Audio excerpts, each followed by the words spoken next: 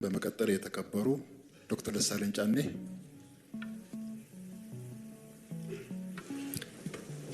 አመሰግናለሁ። የተከበሩ አፈ ጉባኤ፣ ክቡር ጠቅላይ ሚኒስትሩንም በመንግስታቸው የሥራ አፈጻጸም ሪፖርት ላይ ለምናነሳቸው አስተያየቶችና ጥያቄዎች ማብራሪያ ለመስጠት በምክር ቤቱ ስለተገኙ ከልብ ማመስገን እፈልጋለሁ። ዛሬ ስድስተኛው የፓርላማ ዘመን የ5ኛ ዓመት የመጨረሻ የመንግስት ሪፖርት የሚቀርብበት ቀን ነው።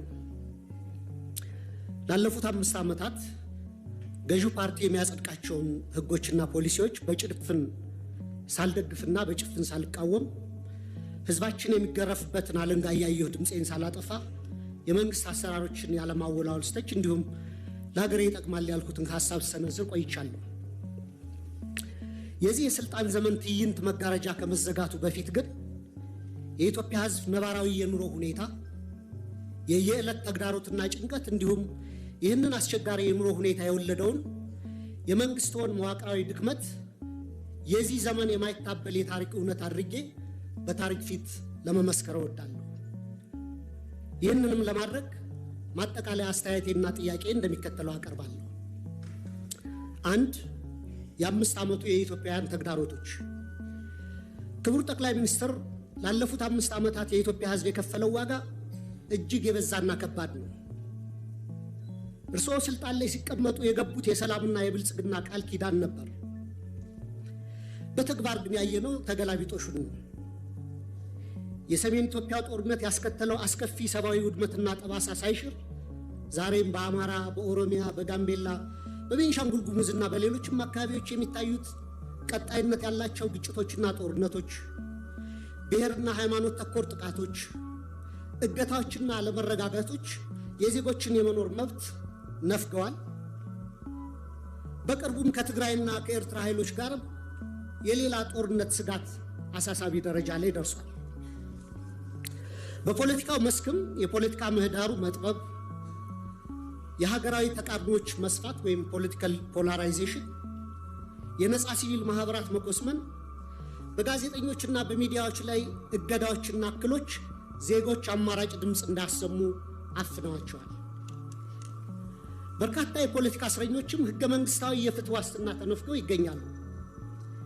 ይህ አጠቃላይ የሰላም የጸጥታና የፖለቲካ ውድቀት የፓርቲው የተሳሳተ ፖለቲካዊ ፍልስፍናና ብሔራዊ አንድነትን በተግባር ማምጣት ያቃተው የመደመር ትረካ መዋቅራዊ ስብራት ውጤት ነው።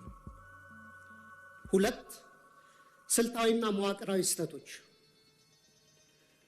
መንግስት የችግሮቹን ስራ መሰረት ትቶ ምልክቶችን ብቻ የመቀጥቀጥና በቁጥር ጨዋታ ህዝብን የማደናገር አካሄድ እየተከተለ ነው። በተላከልን የመንግስት አፈጻጸም ሪፖርት ላይ የሀገሪቱ ኢኮኖሚ በ2018 በጀት ዓመት 10.2 እንደሚያድግ፣ የግብር ገቢ 1.5 ትሪሊዮን ብር መድረሱን፣ የሸቀጦች የወጭ ንግድ 11 ቢሊዮን ዶላር ማስገኘቱንና የውጭ ሐዋላ ፍሰት 7.7 ቢሊዮን ዶላር መድረሱ ተገልጿል። ነገር ግን እነዚህ የቁጥር ስኬቶች የዜጎችን የኑሮ እውነታ ፍጹም አይወክሉም። እንዲያውም መሬት ላይ ካለው እውነታ ጋር በጽኑ ይጋጫሉ። ምክንያቱም አንደኛ የኑሮ ውድነትና የዋጋ ግሽበት ከገቢያችን ጋር አልተመጣጠንም። ሪፖርቱ እስከ ግንቦት 2018 ዓ.ም አጠቃላይ የዋጋ ግሽበት 13.4፣ የምግብ የዋጋ ግሽበት ደግሞ 15% ደርሷል ይላል። ይህን ግሽበት ለመደጎም መንግስት 379 ቢሊዮን ብር ማውጣቱ ቢገለጽም በተግባር ግን ባለፉት ዓመታት የተተገበረው የማክሮ ኢኮኖሚ ማሻሻያ ዝቅተኛውን የማህበረሰብ ክፍል ለከፋ ድህነት በዳረገበት ሁኔታ ላይ እንገኛለን። ማሻሻያውን ተከትሎ የመጣው ሰማይ የነካ የዋጋ ግሽበት በሚሊዮኖች የሚቆጠሩ ዜጎችን የመግዛት አቅም ሙሉ በሙሉ አሳጥቷል።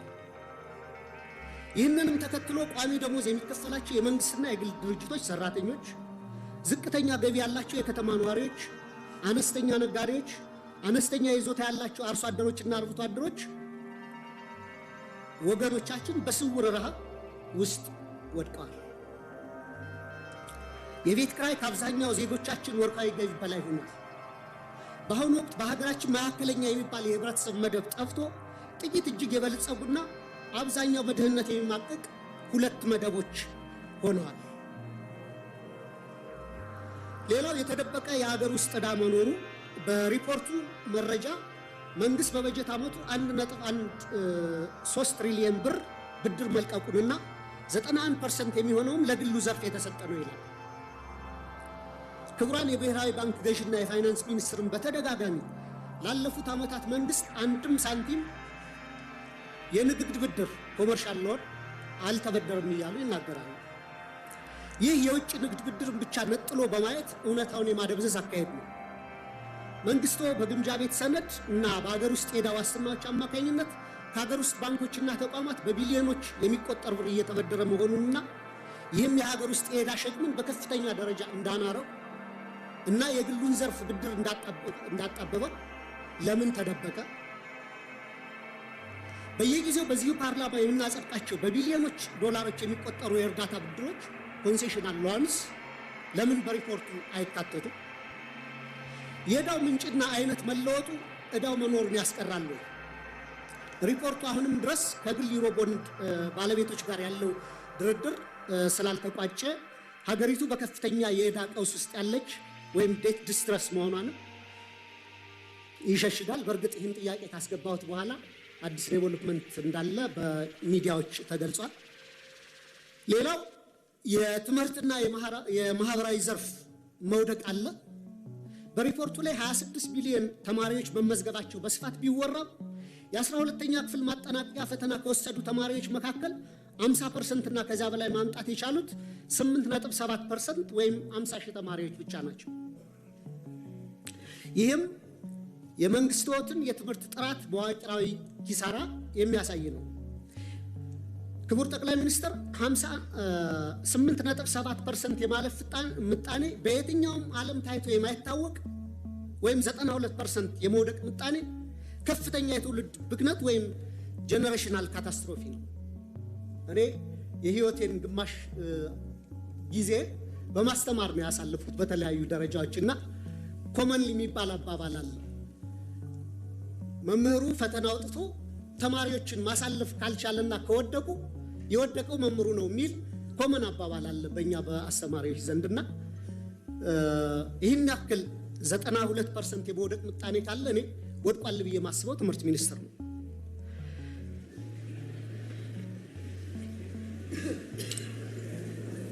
በዚህ ሁሉ ተስፋ አስቆራጭ ሂደት ውስጥ አልፈው ለሚመረቁ ወጣቶችም የስራ ዕድል የለም።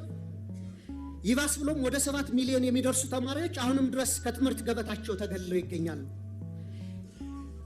ይህ 7 ሚሊዮን አሃዝ ከ20 በላይ የአፍሪካ ሀገራት እያንዳንዳቸው ካላቸው አጠቃላይ የህዝብ ቁጥር በላይ መሆኑንም ልብ ይሏል።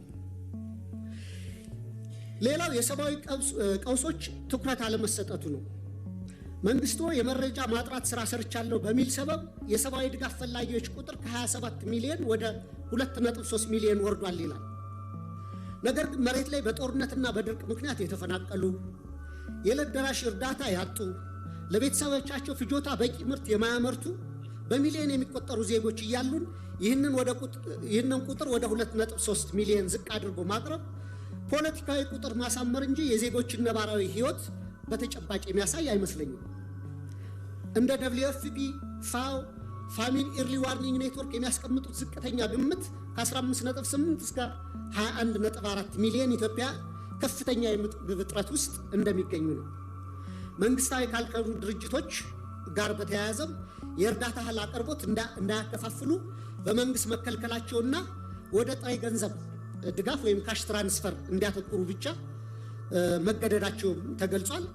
ይህም በገበያ ላይ ካለው የዋጋ ግሽበት አንጻር በርካታ ቤተሰቦችን ለከፋ የምግብ ዋስትና እጥረት የሚዳርግ ነው። የዓለም አቀፍ የገንዘብ ድርጅት እና የዓለም ባንክ በርካታ ገንዘብ ዶላር ወደ ኢትዮጵያ ኢኮኖሚ ኢንጀክት እያደረጉ ነው፣ ፓምፕ እያደረጉ ነው። ይህ መግባቱን ተከትሎ ደግሞ የመጣው ጊዜያዊ የማክሮ ኢኮኖሚ መረጋጋት ታይቷል። እሱ ጥሩ ነው። የፎሬን ከረንሲ ሪዘርቭ ማደጉ የማክሮ ኢኮኖሚ አመላካቾችም በተወሰነ ደረጃ መረጋጋት ማሳየታቸው መልካም ጅማሮ ቢሆንም የተገኘው ለውጥ የኢትዮጵያውያንን ሕይወት በተግባር ካልቀየረ ዘላቂ ትርጉም አይኖረውም። የችግሮቻችን ስረ መሰረት ችላ በማለት በጊዜያዊ ማስታገሻዎችና በፎሬክስ ክምችት እድገት ትረካ ብቻ ሀገር ረጅም መንገድ መውሰድ የምንችል አይመስለኝም። 3 የመፍትሄ ሐሳቦች። ክቡር ጠቅላይ ሚኒስትር፣ እኔ በተደጋጋሚ ለማሳየት እንደሞከርኩት ለሀገራችን ዘላቂ ሰላምና መረጋጋት፣ ብሔራዊ ደህንነትና ልማት የሚከተሉት 3 መፍትሄዎች ዛሬም በመጨረሻ ቀን ደጋግሜ ማቅረብ እፈልጋለሁ። 1. እውነተኛ ብሔራዊ ውይይትና የፖለቲካል መፍትሄ ፖለቲካል ሴትልመንት መድረስ አለብን። በብሔራዊ ምክክር አጀንዳ ማሰባሰብ ሂደት ከ200 ሺህ በላይ ዜጎች ተሳትፈውበታል የተባለለት ሂደት ሐምሌ 2008 ጀምሮ ሀገራዊ ምክክር ጉባኤው እንደሚካሄድ ተገልጿል። ይህንን አንደኛ ከመንግስት የፖለቲካ ተጽዕኖ ሙሉ በሙሉ ነፃ ማድረግ፣ ሁለተኛ አሁንም ተቻኩለን ሂደቱን ለመጨረስ ከምንሯሯጥ ይልቅ ሁሉንም የታጠቁና ያልታጠቁ የፖለቲካ ኃይሎችን ያካተተ እውነተኛ የምክክር ሂደት ማድረግ ያስፈልጋል ብዬ አስባለሁ። ሀገራችን እግር ከወርች አስረው የያዟትን የፖለቲካ ቅራኔዎች በዘላቂነት ለመፍታት ወደ ነፃና ፍትሃዊ የሽግግር ሂደት ትራንዚሽናል ጀስቲስ ሂደት ማምራትና ሁሉን አቀፍ ሀገራዊ እርቅ ማውረድ ብቸኛው መውጫ መንገዳችን ነው። የታጠቁ ኃይሎች ውጊያ በቀጠሉበት ሁኔታ የሚካሄድ የምክክር ሂደቱ በተጠናቀቀ ማግስት የእርስ በርስ ጦርነቱ ከቀጠለ የምክክር ሂደቱ ከፍተኛ የገንዘብና ጊዜ ባከነበት ትርጉም የለሽ ሂደት ሆኖ እንደ ማንነትና ወሰን እንዲሁም እንደ ብሔራዊ እርቀ ሰላም ኮሚሽኖች ያለ ውጤት ይበተናል። 2. ሁሉን አሳታፊ ህገ መንግስታዊ ማሻሻያና እውነተኛ ፌዴራላዊ ስርዓት ማቆም ያስፈልጋል። ሁሉም ዜጎች እኔ ነው የሚሉት ህገ መንግስት እንዲኖረን የህገ መንግስት ማሻሻያ ማድረግ፣ ውሳኔዎችን ከአንድ ማዕከል በኃይል ከመጫን በመውጣት የክልሎችን የራስን ዕድል በራስ የማስተዳደር መብት ሙሉ በሙሉ የሚያከብር ነገር ግን ሀገራችንን ከብሔር መከፋፈል ወይም ባልካናይዜሽን የሚያወጣና ሀገራዊ እድገትን የሚያሰፍን ሚዛናዊ የስልጣን ክፍፍል መፍጠር፣ የሀብት ክፍፍሉንና ፊዚካል ፌዴራሊዝሙ የፈጠሩት የሀብትና የልማት ኢፍትሐዊነትን ማረም ያስፈልጋል። የሀገር ውስጥ የምርት መነቃቃትና ማህበራዊ ዋስትናንም ማጠናከር ይገባናል። ትኩረቱን በኮሪደር ልማት፣ በሎጆችና ሪዞርቶች ግንባታና በወንዝ ዳር በፓርኮች ግንባታ ላይ ያደረገውን አካሄድ ገታ በማድረግ ለሀገር ውስጥ መሰረታዊ አምራች ኢንዱስትሪዎች ክሪቲካል የሚባሉ ኢኮኖሚያችንን በደንብ ሊያነሱ የሚችሉ ብረት ማውጣትና ማቅለጥ፣ ሜታለርጂ፣ የማሽነሪ ኢንጂነሪንግ፣ የነዳጅ ማጣሪያ አስታውሳለሁ። የነዳጅና ማዳበሪያ ማጣሪያ ፕሮጀክቶች ከመጀመራቸው ከ6 ወር በፊት ክቡር ፋይናንስ ሚኒስትሩን ለምን እነዚህን ፕሮጀክቶች አናስብም እያልኩ እየጠየቁ ነበር እና እኔ በጀቱ በጣም ከባድ ነው፣ በእኛ አቅም አንችልም እየተባለ ነበርና አሁን የናቹራል ጋዝ ማውጣት ፕሮሰስ መጀመሩ በሱ ደስተኛ ነኝ። ግን ጎረቤት ሀገሮቻችን አሁንም ነዳጅ ያመርታሉ። ከነዚህ ሀገሮች ገዝተን አጣርተን ባይ ፕሮዳክቱንም የመጠቀም የሀገራችንን የነዳጅ ፍጆታ ከመሸፈን አልፈን ለጎረቤት ሀገሮች መላክ ስለምንችል በደርግ ጊዜ ተደርጎ ስለነበር አሁንም የነዳጅ ማጣሪያ እንዲታሰብበት፣ የማዳበሪያ ፋብሪካም ጠይቄ ነበር። የዩሪያው መጀመሩ በጎ ነው። የዳፕ ማዳበሪያ ፋብሪካ ማሰብ መጀመር አለብን። የፋርማሲውቲካል ኮምፕሌክስ፣ ምግብ፣ ዘይት፣ ቴክስታይል ወዘተ እነዚህ ፋብሪካዎች ላይ መስራት ያስፈልገናል። እንደ ባቡር፣ ሀገር አቋራጭ ፍጥነት መንገዶችና የኃይል ግንባታ፣ ለመስኖ መጠጥና ለተለያዩ አገልግሎቶች የሚውሉ መልቲፐርፐስ ግድቦች፣ ዘመናዊ ግብርና፣ የመኖሪያ ቤቶች ግንባታና ለምግብ ዋስትናና ለድሆች የሚሆን ጠንካራ ማህበራዊ የደህንነት መረብ መዘርጋትም በቀጣይ ሊታሰብበት ይገባል።